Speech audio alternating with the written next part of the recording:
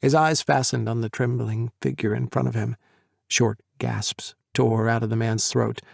Head hunched down, arms tightened around knees clasped against his chest as if he were hanging on. Filthy sweats worse than some he'd thrown away. Goosebumps pricking his bare arms. The only bright thing in his muddy-looking, matted hair was red. A drop. God, had they hit him? He hid his face, alternating between shivering and rocking. He looked cold. What the hell did they do to you? Asher cleared his throat. He had to get him out of there, and didn't have time to be gentle. Cy, we need to move you.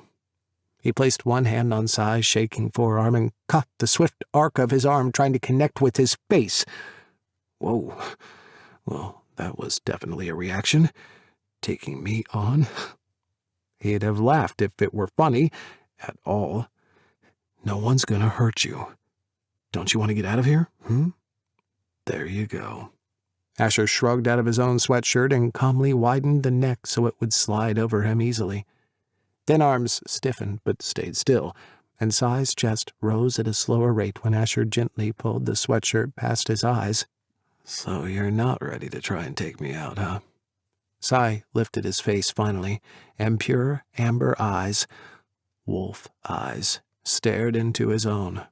Asher rocked back on his heels as a sheer sense of want gripped his chest almost painfully and rippled out into tendrils of deep belonging as his tiger claimed the wolf as his own. Oh God, now? Here? Of all times and in all places, stuck in some dingy, shitty excuse for a hospital with some boy, who looked like he needed far more care than Asher could give. It had happened. His cat clawed frantically at him to get out, nearly bowling him over in the rush to get to Cy. Meat. Asher growled and hung his head in despair.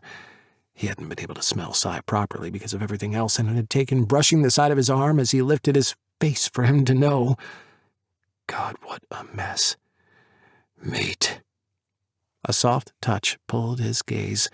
Possessiveness whirled around Asher as he struggled not to gather his mate up and bury him in his arms. Need stabbed him. Confusion chased the gold flecks in his gorgeous eyes, and Asher wanted it gone. He wanted those incredible eyes clear and focused on me.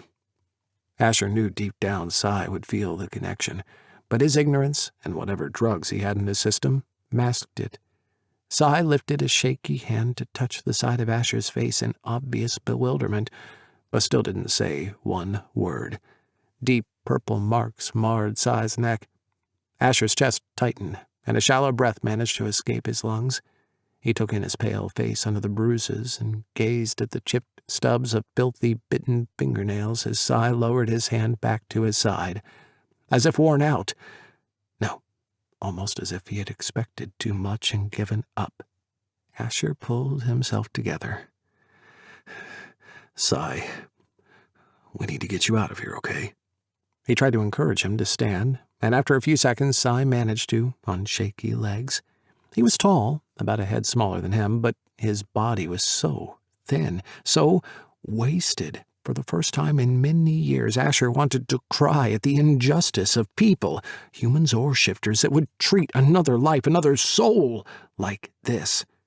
He took one look around the bare room and didn't bother to ask Cy if he needed to take anything. Taking one cautious step, Cy tried to walk, but his knees buckled. Asher caught him easily. Without thinking, he brushed a kiss to his mate's forehead and looked into those big eyes, fighting to stay open. Cy blinked at him slowly, easier breaths ghosting his face, and Asher's heart hammered as Cy's head lowered to rest against his chest.